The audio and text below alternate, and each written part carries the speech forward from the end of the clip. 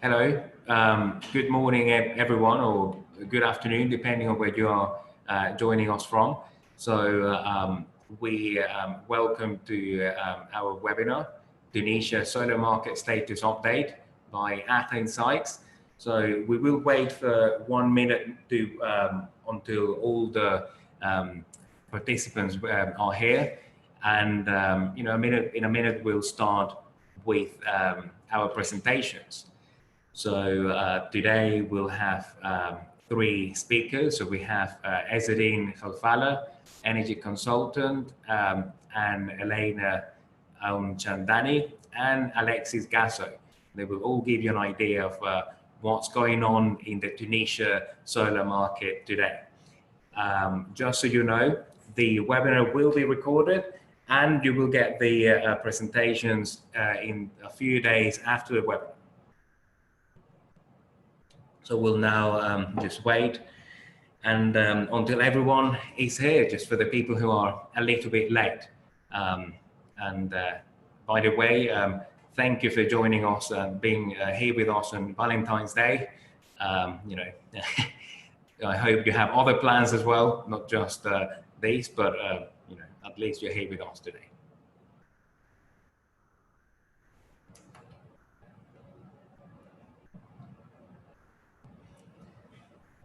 Right, so, well, I believe a minute has passed, as when I was speaking, so we will start with our presentation. So, Ezzedine, please share your screen so we can hear what you have to say about the Tunisia solar market.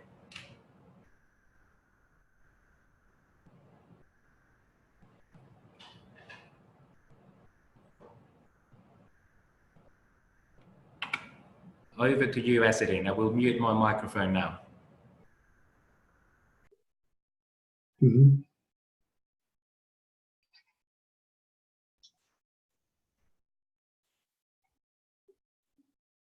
Is correct? Yes, Ezzedine, is correct. I can see your presentation. Please go ahead. Okay, thank you very much for inviting us to this interesting webinar about renewable energy in Tunisia. We will try to give enough elements for participants who join us. And in this presentation, we will have first an idea about the Tunisian energy system, also about the issue and challenges, and then the prospects for a transition to renewable energy in terms of achievement, in terms of a process of implementation, the regulatory framework, the different regime of the law 2015 on renewables, the announcement of the National Renewable Energy Plan, the call for project for authorization regime, and of course, the objective is how to implement this project, and you will see also the next step for 2018. So, as you know, Tunisian energy system is characterized by an energy mix which is based exclusively on hydrocarbons. We have only a small capacity of renewables. The national hydrocarbon resources are declining and growing the energy deficit. We reached now a deficit of about 4.7 million ton oil equivalent in 2017. We are very strongly independent on natural gas, above all for electricity generation.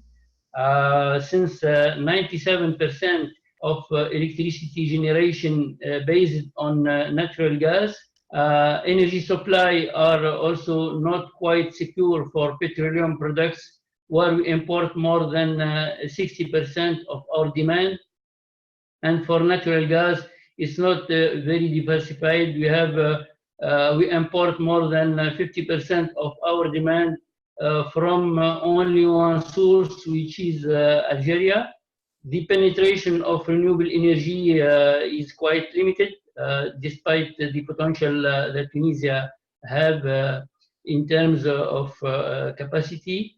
And we have also high subsidized energy prices and compensation policy that is not really targeted enough, since the amount of subsidies reached 1,500 million dinars. It means about 500 million euro in 2017. So, faced this context, there is really some challenges to overtake. We have a strategic issue which concerns security of supply, concerns the governance, also economic issue related to the importance of compensation and subsidies, also social and environmental issue which we need more creation of jobs and the quality of life.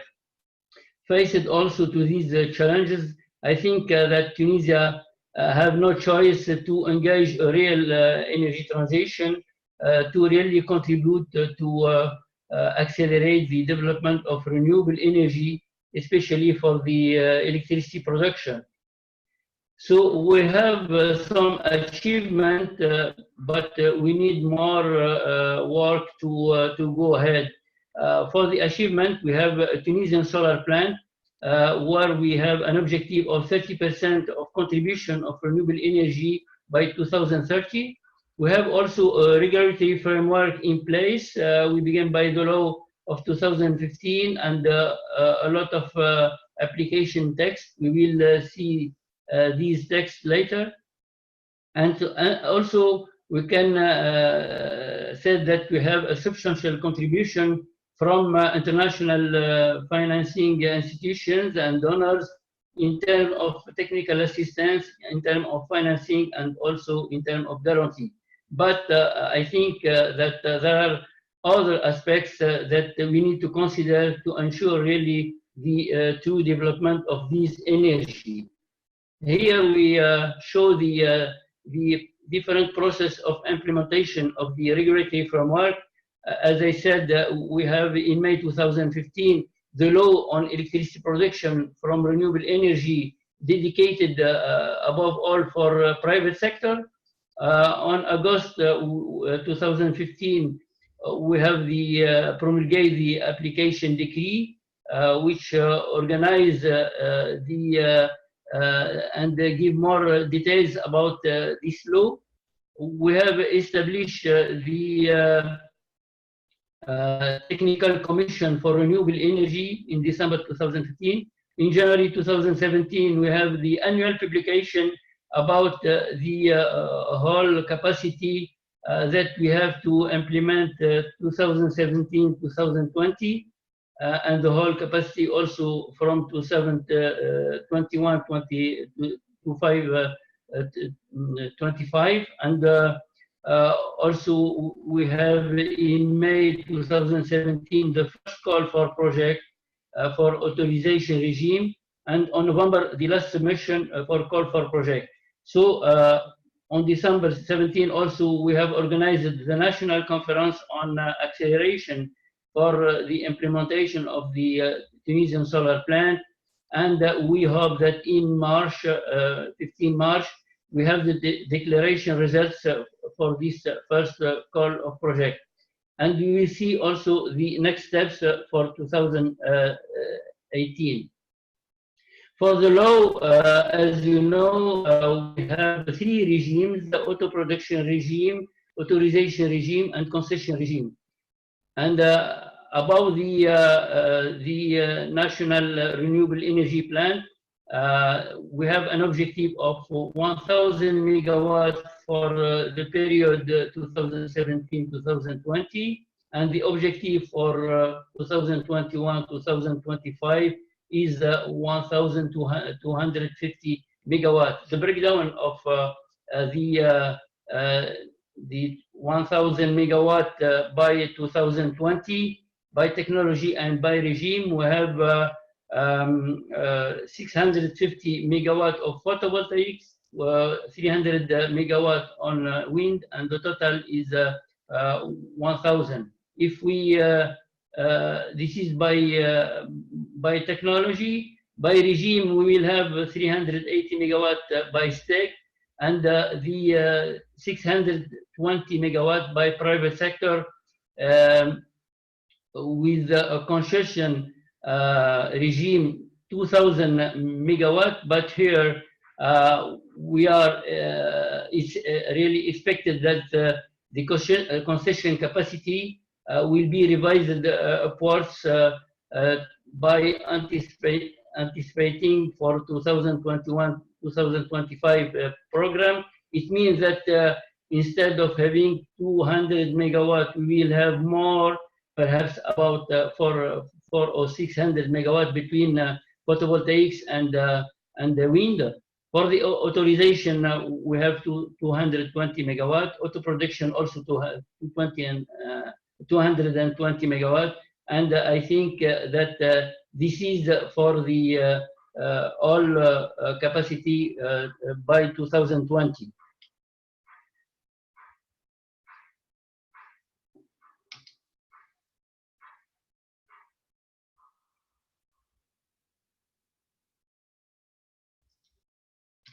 Yes. For the call for project that had been launched in May 2017, and where we will have the results next March, we have for wind energy 70 megawatt where the deadline submission for November 15, and we have also 70 megawatt for where the deadline is on next August. For solar photovoltaics, we have 70 megawatt that have already submitted. Here for the authorization regime, it means that the capacity of the project are limited for 30 megawatt for wind and 10 megawatt for photovoltaics. And I say later that we have to accelerate the implementation of renewable energy project. So the government has organized last December national conference to discuss regulatory framework, and also to overtake some difficulties, and to identify some recommendation and develop an action plan to be adopted by the government. I can say that the implementation of this action plan is the only guarantee to a true transition to renewable energy in Tunisia. For the next steps, we have first of all to adopt this action plan and to implement it. We have to launch also the call for pre-qualification for concession project, I think next month. We have to launch also after this the restricted call for tenders for concession project, and also, as I mentioned, we will have on next August the submission of the second phase of the first call of project in August 2018. Here my presentation, and if you have any question, it's welcome. Thank you. Well, thank you very much, Ezzeldine, for your presentation. It's been very interesting. So, you know, as I just want to remind all our listeners that you can send in questions through the Q&A box. I can see that some of you have already done so. And now I'd like to introduce our next speaker, Elena from Castalia. So, Elena, I'll open the floor to you.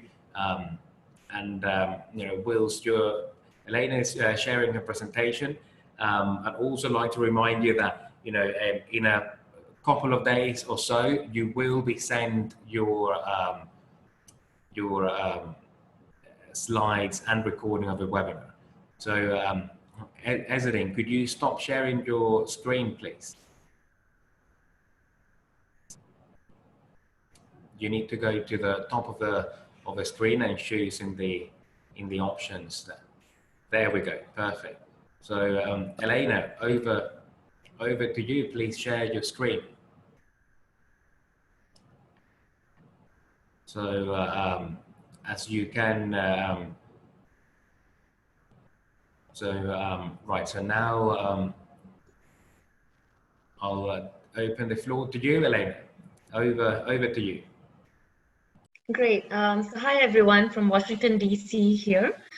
My section will focus on the potential for Tunisia to ramp up its solar generation capacity. So Tunisia has abundant solar potential. As you can see in this slide, the whole country has a rather good solar resource. For those who are not very familiar with Tunisia, Tunis is the capital of Tunisia. It is located in the north of Tunisia and next to the Mediterranean Sea. In the south is the Sahara Desert. This is where Tunisia's solar resource is heavily concentrated. You may be wondering why I have placed two types of solar resource map here. This is because the quality of solar radiation required differs for the two types of solar generation technology. Basically concentrated solar power on one hand and photovoltaic installations on the other hand. In a nutshell, the radiation reaching the Earth's surface can be represented in a number of different ways. On the left hand is a direct normal irradiance map. Direct normal irradiance, or DNI, is the amount of solar radiation received per unit area by a surface from rays that come straight from the sun. Areas that are humid or have a lot of air particles will typically have lower direct normal irradiation, as the rays are not able to reach the surface in a straight line. This value is of particular interest for concentrated solar power installations. As you can see here, most of Tunis has pretty good DNI, but a lot of the concentrated, the direct normal irradiance is concentrated in the south. On the right-hand side is the global horizontal irradiance, or GHI map. Global horizontal irradiance is the total amount of short-wave radiation or diffuse light that hits the surface. This value is of particular interest to photovoltaic installation.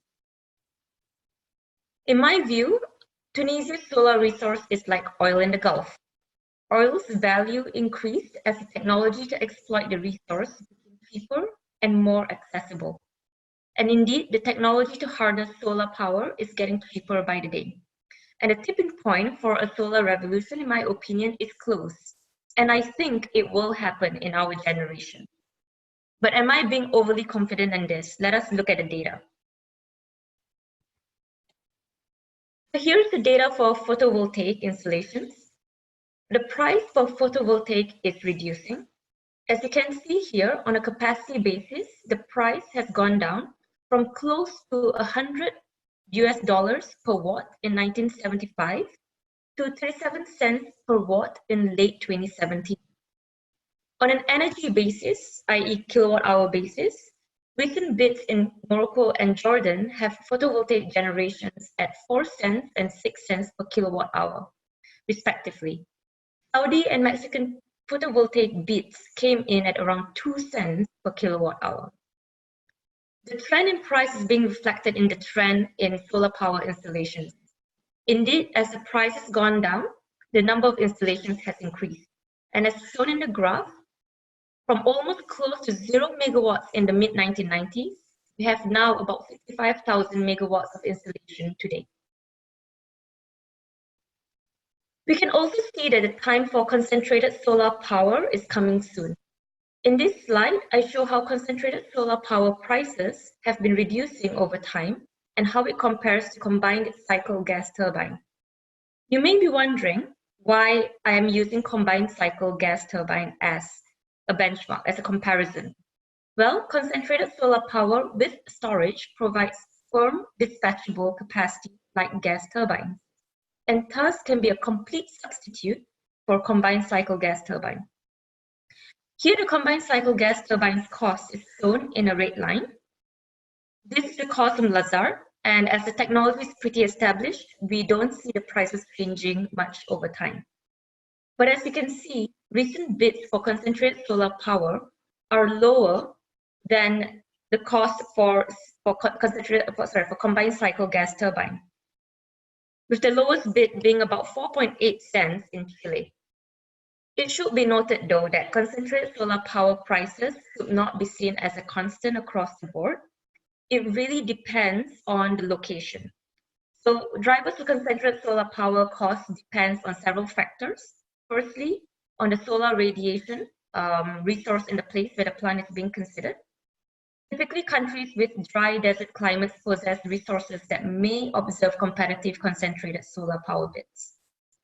Concentrated solar power costs also depend on the cost of financing and the learning curve from implementing more concentrated solar power plants. Indeed, as concentrated solar power global installed capacity increases, the learning curve will push concentrated solar power costs even further.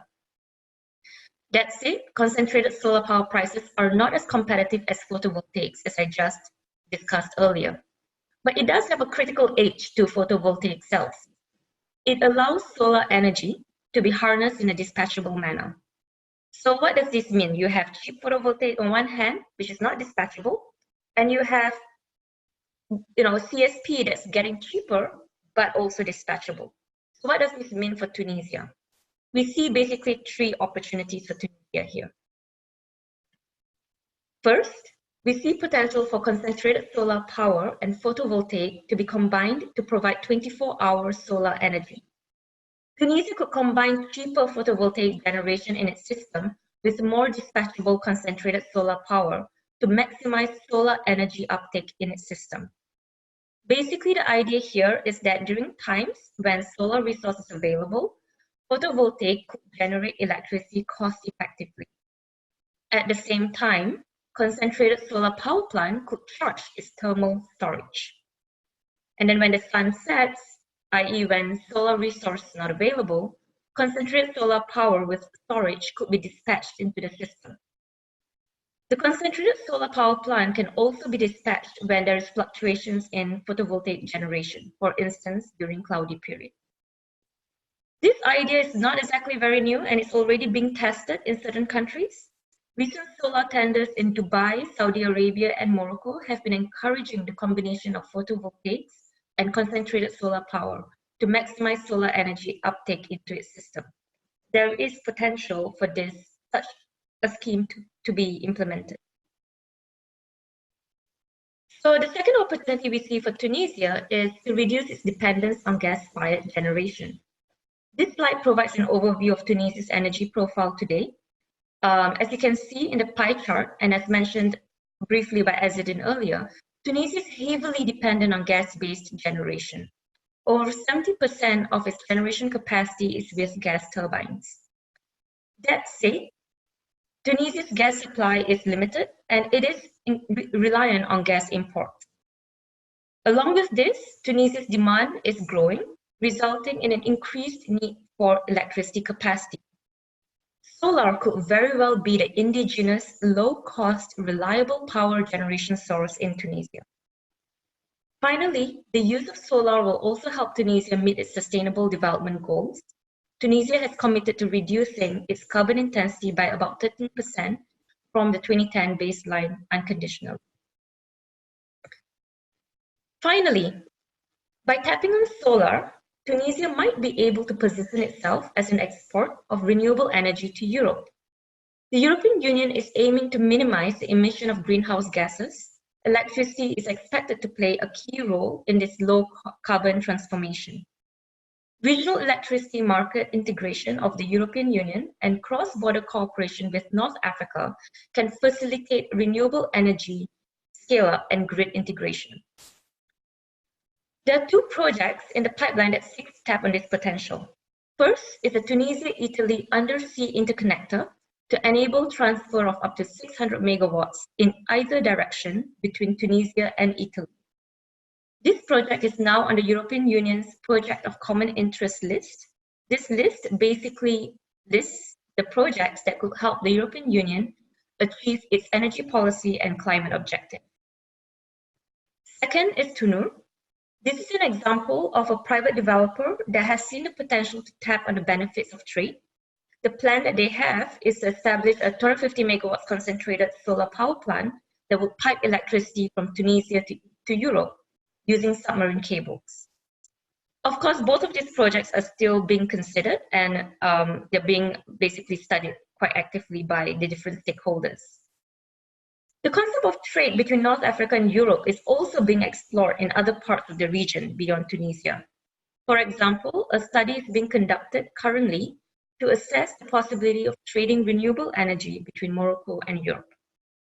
So with this, these are the three potential elements that we see solar contributing to the Tunisian electricity sector.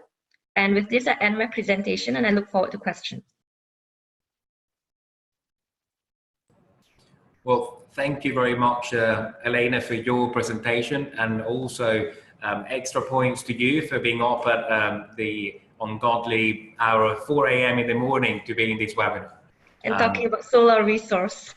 I'm talking about solar resource in Washington, which I get is not very sunny right now. Exactly. Thanks. Right. So, well, next up we'll have Alexi Gazzo from EY, and I see that he's sharing his presentation right now. A reminder again, so please send your questions through the Q&A box, and we will answer as many as we can, when the presentations are done. So, right, so and also, as you know, you won't miss any of the slides or recording, because we will be sending them to you in a couple of days. So over to you, Alexi.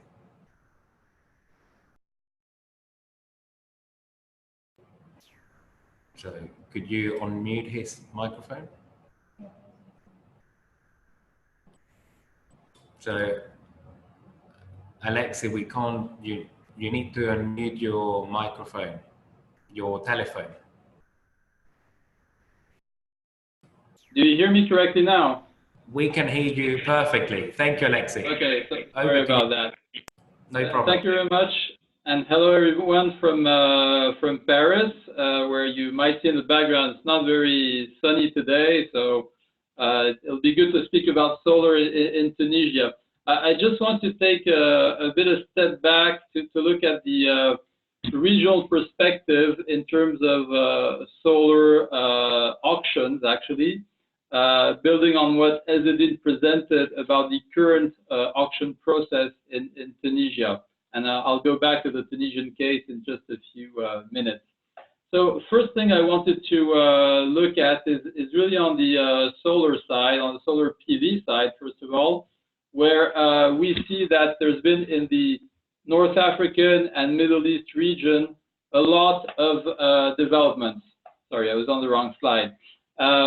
Interestingly, we see that several countries have been able to develop a very large pipeline of projects. And the data I'm showing is from Bloomberg New Energy Finance. So, there are some points that might not be completely up to date. But you can see that in some countries, whether in Egypt or UAE, we have a huge amount of solar PV projects which have been awarded and which are either reaching financing closure or actually being built, including the very big 800 megawatt solar PV project in UAE. Interestingly, in Morocco has been quite a lot to the forefront of development in solar CSP, but has more recently launched and awarded a number of solar PV projects through auctions. I think Elena mentioned some of the tariff levels we got in Morocco, around 4 cents per kilowatt hour. And these are projects which were either the last phase of Noor Ouarzazate, so Noor 4, but also other projects in Boujdour and other regions in Morocco. And currently, Morocco is conducting a very big tender in Noor Midelt, which is in the Middle Atlas region. And the project is a combined PV and CSP plant, actually. So there's a big PV chunk, but also a very big CSP part. In Jordan, I think it's important to mention Jordan, which shares with Tunisia a number of similarities in terms of market size and constraints.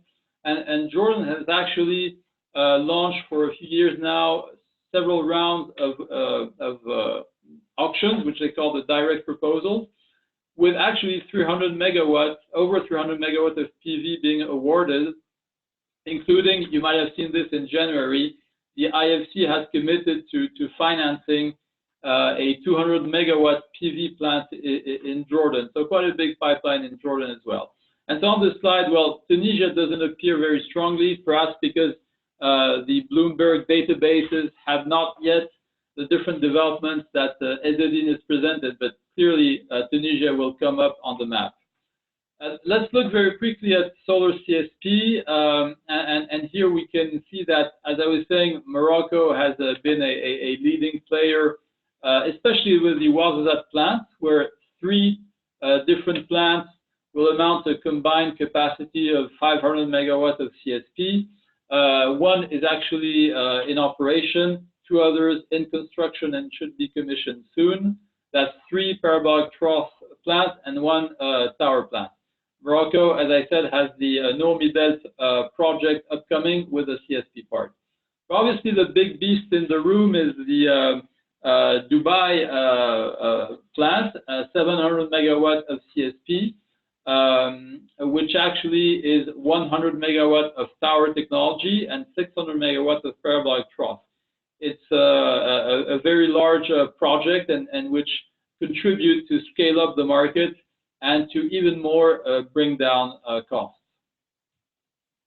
Now, talking about costs, here is a quick chart, and again, that I think builds upon what Elena was presenting about the global decreasing trend for solar prices globally.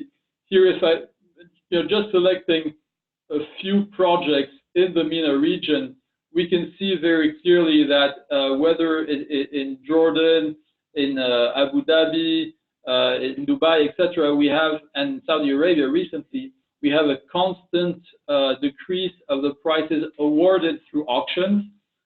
And in particular, over the more recent times, we are, in most cases, reaching areas where we are below the 3-cent mark, 3 cents per kilowatt hour, at least in the GCC area. So a very impressive cost decrease for PV over the recent years through these different tenders and auction process that we have seen.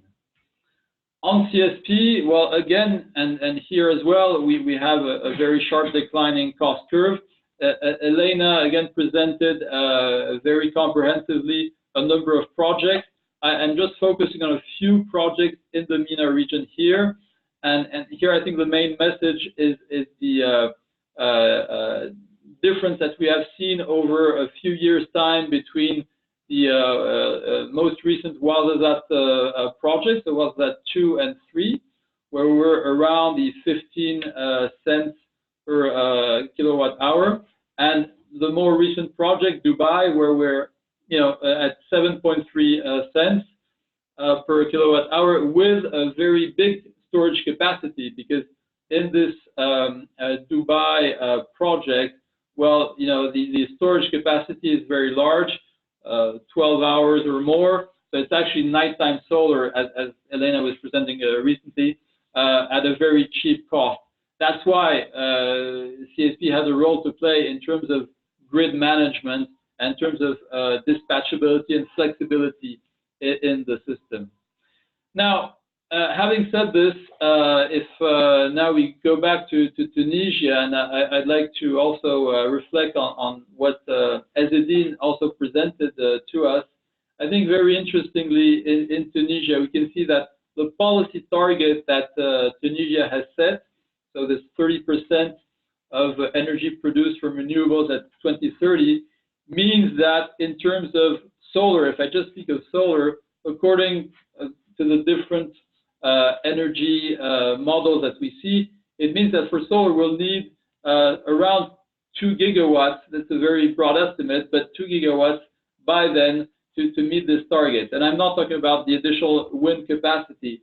So it's an order of magnitude, but there's a very significant solar development to be held, and maybe it's actually going to be 3 gigawatts. Depends really on the cost of assumptions that we can take. So a very big potential in Tunisia. We can also see, and this was pointed out by Elena, that solar is becoming competitive, including with CCGT and more conventional sources. So there's a real business case for solar, especially in a country like Tunisia.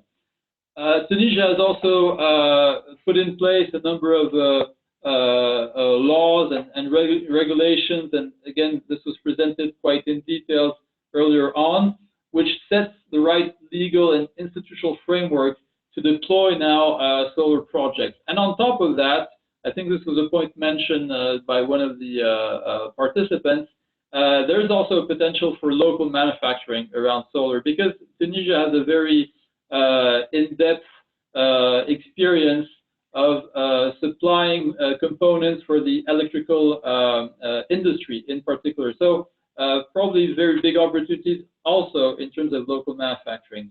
So all these very positive signs also lead to the fact that now we have to be very cautious on the way in which the process is conducted in the next month, since we're going to have, as I understand, in probably a few weeks' time, the release of the next tender step for the concession regime, which is so very interesting.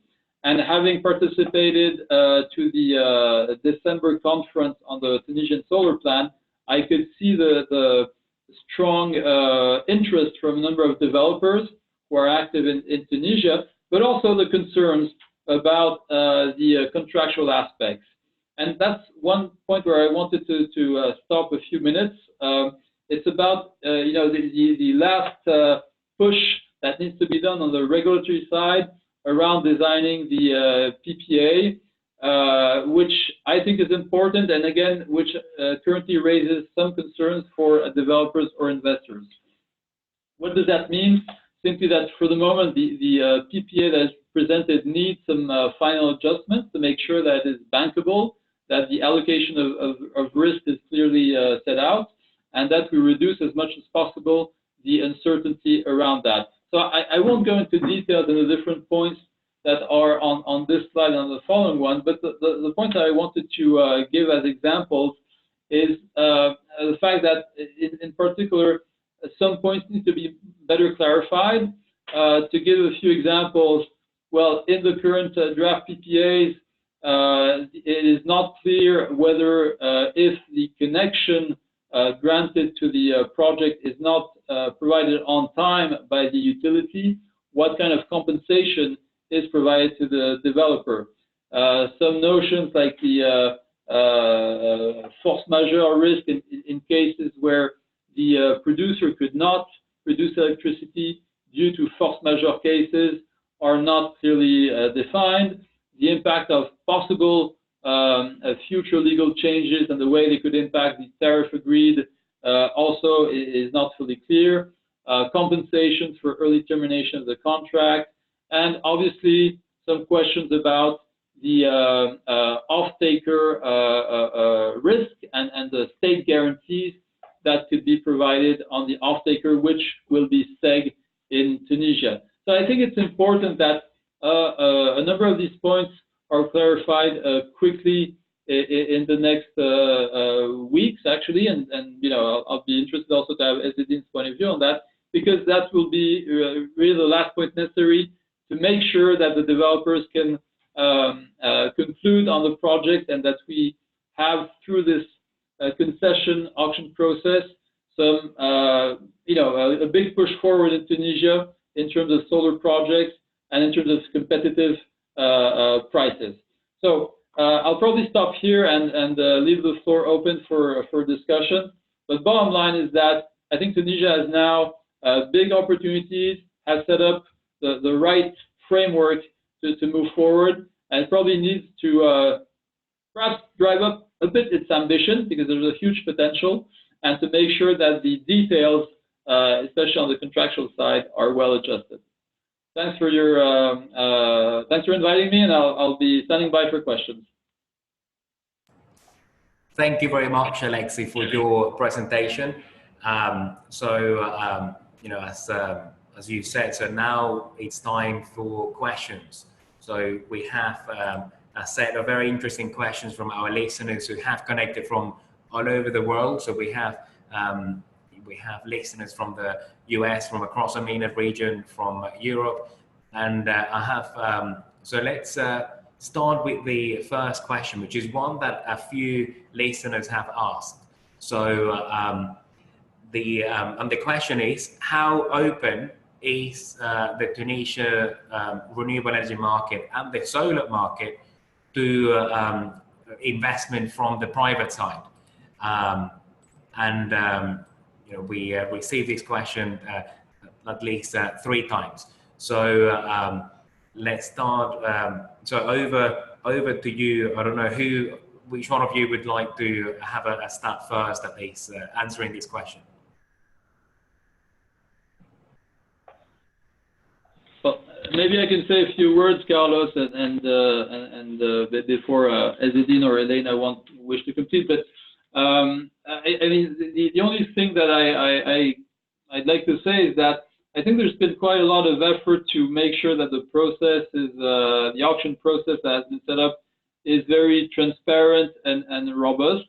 There's been a lot of support, actually, also from international institutions, whether World Bank, EBRD, etc., to support the government also in structuring this process. And I think it's been done for the moment in a quite transparent manner. Other point is that, you know, Tunisia has a long history of foreign direct investment, which I think it also plays a role. And you know, last point is that, again, by the different interactions that I've had in Tunisia over the last month, I can see that there's a great deal of foreign investors or developers who are actually active and wishing to move forward. So, you know, I think it's a rather attractive environment. Obviously, there are a number also of risks that needs to be addressed. You know, country geopolitical risk, etc. But you know, that's the case, I guess, in most countries in the MENA region. Thank you, Alexi. So, Ezedine, would you like to follow up on the answering these questions as well? There is one specific question aimed at you, Ezedine, which is whether you think that STEG would accept participation from the private sector. I don't know what your thoughts are. Private sector has an important role in Tunisia for develop renewable energy, of course, with STEG. For private sector, the conditions are right for its participation in Tunisia solar market, at least in terms of regulation, where the law of 2015 and the decree of 2015 were promulgated, especially for private sector. So we have already some offers for the last call for project. We have about 70 offers, and it confirms that there are interests from private sector to renewable energy development in Tunisia. About STEG, we know in the beginning there is some resistance since STEG has the monopoly of the energy production, electricity production, but I think that STEG has, even with the private sector, have an important role to play for the manage of the grid and to help to absorb more renewable in its network. So really, STEG has also in the capacity in the 1,000 capacity for 2017-2080, 1/3 of the whole capacity. It means 380 megawatt will be made by STEG.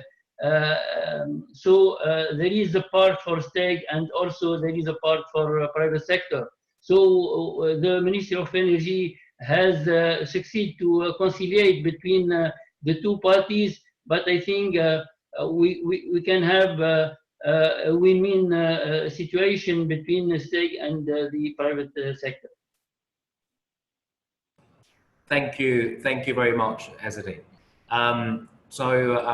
Another question that has come up a number of times is whether CSP, concentrated solar power, has a role to play in Tunisia. So a few viewers have pointed out that since PV prices are so low, is there still space for CSP technology? Perhaps Ezzeddine, would you like to comment on this? Yes, I can comment, and I can also have a response from Alexis, since we are working together with the World Bank on a study to evaluate the role of CSP in the energy mix for the different next horizon, 2025, 2030, 2035, and I think that CSP has a role to play, perhaps not immediately for 2020, but the study which is conducted now by the World Bank will show us that there is a place of CSP in the Tunisian energy mix, since the cost of CSP is reducing now, and also CSP has the advantage of the storage, and there is a lot of advantage that will come from CSP technology, and we have to consider CSP in our next mission. Certainly Alexis can add, since he's working also in this kind of study. Yes, thank you, Ezzeddine. I think definitely, given Tunisia's ambitions in terms of renewable energy development, for sure CSP has a role to play in the mix. It might not be an immediate role. It's true. It's possible that the capacities we'll see by 2020 will be more solar PV and wind, and that's actually why in the authorization or concession regime, it is really focused on solar PV and wind. But having a bigger renewable energy penetration will require some form of storage and grid management capacities, and CSP can be very efficient in playing that role. It's also going to play a role in terms of energy security and has many advantages. So now that we see that the CSP cost curve is coming down very sharply, I think it really makes a case for CSP in Tunisia. Again, maybe not as the leading renewable energy technology, but as one in the mix of renewable energy technologies. And it is my understanding that the Tunisian government shares also, to a certain extent, these views. You have to bear in mind that there has been some CSP projects which have been identified a few years back. Didn't move much forward because of the Arab Spring, etc. But it's definitely things that are on the table. So that's probably why we haven't had so much progress so far on CSP. But yes, I expect there will be some in Tunisia because it really makes sense. The question is when, really, more than anything else. And it's probably not going to happen immediately, but more in a in 5-10 years time horizon probably. And bear in mind that these CSP projects usually have a quite long lead time in any case. So in order to have one in 5 or 6 years, you actually need to start now. I think to add also, like what Alexi was saying, it's really timing. As Alexi was mentioning, as the cost comes down, it's very difficult to avoid a generation source that can provide electricity competitively, and one will lead to the other. So as the government starts investing in PV, CSP, we see the floodgates basically opening eventually. Thank you, Elena. There has actually been a separate question aimed at, that asked from you, from one of the listeners, that has to do with the interconnection projects. So the question is, what are the benefits for Tunisia of interconnecting with Europe and potentially with its increasing the interconnection with its neighbors? Well, the benefit in a nutshell is really, by interconnecting to other markets, you're basically allowing the country to procure power from the cheapest source. So it just allows benefit from trade. The way we trade goods, it's the same thing for energy. You're looking at where you can get the cheapest sources of energy into your particular country. So that's really where the benefit of integrating, for instance, the interconnectivity between Italy and Tunisia, that's one element of it, being able to capitalize on the cheaper electricity that can be produced on either side of the country. Along with that, integrating the network can also help with greater penetration of renewable energy, intermittent sources of renewable energy. So the bigger the grid, the more stable, the more you allow intermittent energy to enter the sector.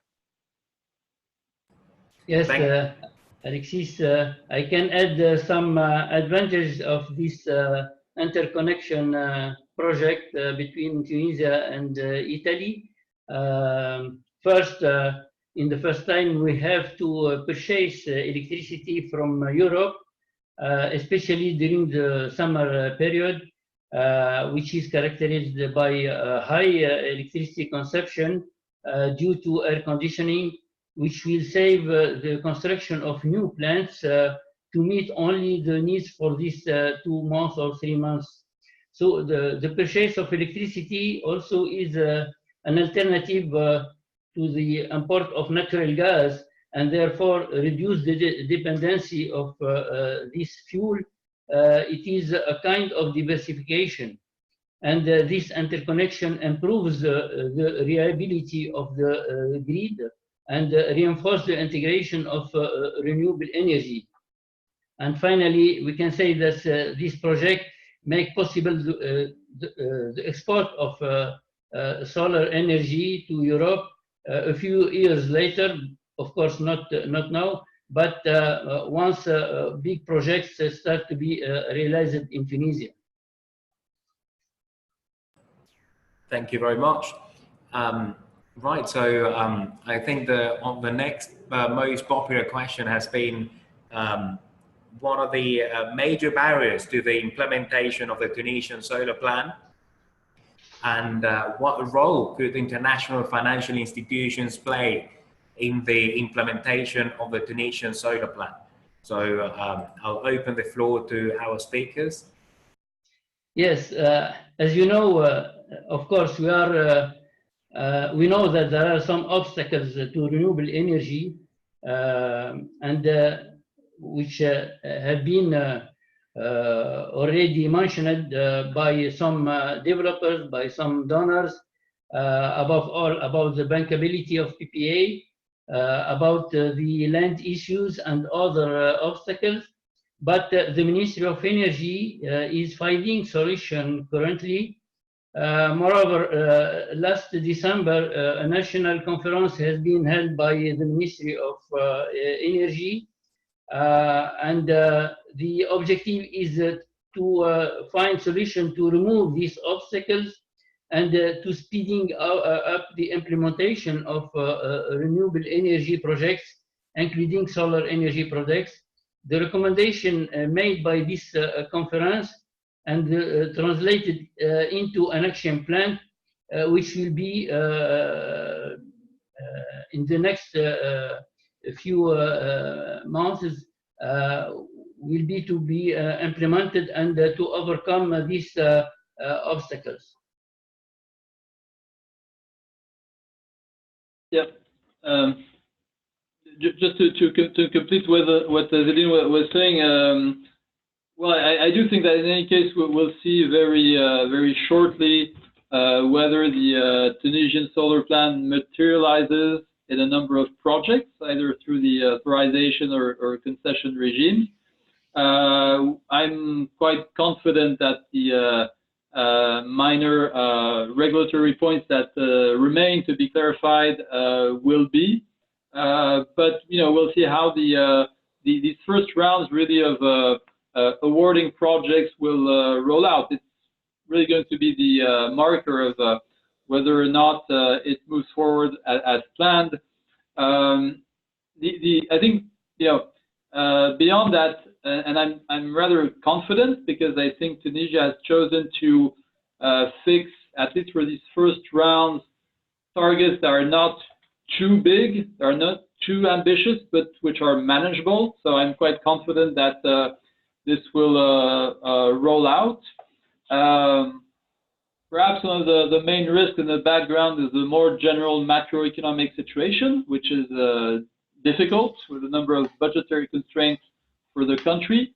And that's probably where international financial institutions can play a role to support in terms of supporting guarantee mechanisms or in terms of facilitating co-financing with private sector investors, etc. So probably I would say that international financial institutions have a role to play, perhaps to facilitate private sector investments in the particular macroeconomic situation. But overall, I think again, the way in which Tunisia has structured the rollout of its solar plan is based on targets that are achievable and based on a process which is overall quite robust and transparent. So let's see how it is actually implemented now in the next month.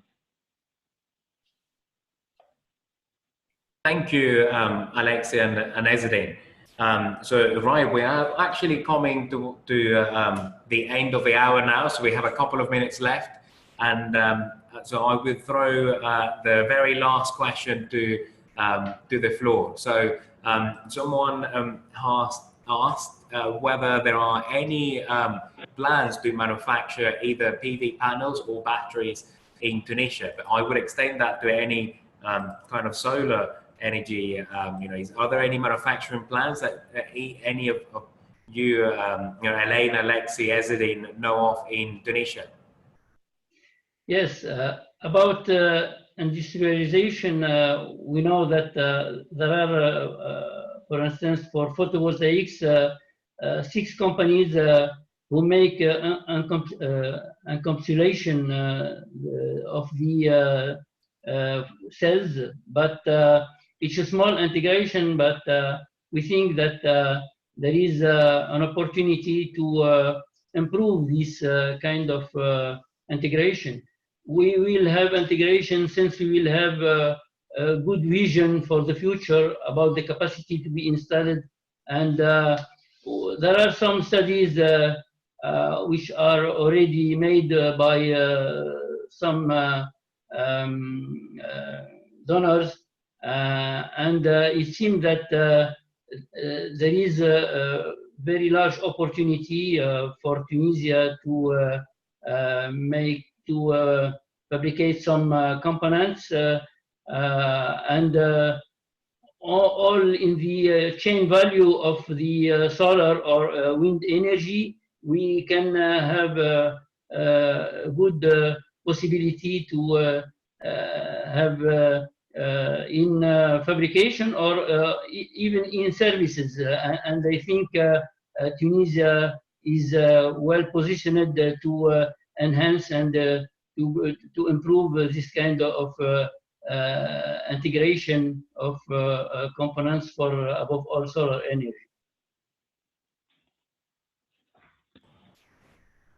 Thank you, Ezedine. I don't know if any of you would like to add anything else.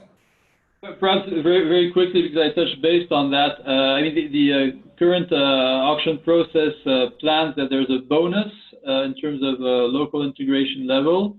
As Ezedine was saying, I mean, there has been several companies active in just encapsulating modules in Tunisia, but beyond that, I think that the real potential is all the supply chain that we can see in Tunisia, potentially for mounting structures, for electrical equipment, cables, all these items that actually Tunisian industries already provide to car makers or others in Europe. So, there's not, I think, a big challenge in terms of technical capacity of workforce training. And so, we could well imagine that local content level are, above 30% quite quickly in Tunisia. I think it's a real opportunity. And also in engineering and services, as Adine was saying, definitely, I think, in these topics as well. Great. Well, thank you very much. So, but I'd like to thank you all for joining us. Elena, Alexi, and Ezadine for your presentations, and to all of the speakers who have stayed with us for the entire hour, pretty much, who have joined from across the world. And I hope that you all found the webinar interesting. And I'd like to remind you that you will get the presentations and recording in a couple of days in your inbox, and we'll also have it on our website at insights.com. So if you want to access it there, you can as well. And right, so I've realized I didn't introduce myself at the start, so I'll do it at the end. I'm Carlos Marquez. I've been your host for today. And if you have any questions, please let us know. So we'll close the room now. Thank you, everyone. Have a great Valentine's Day or a great day in general if you don't believe in such things. Thank you. Bye.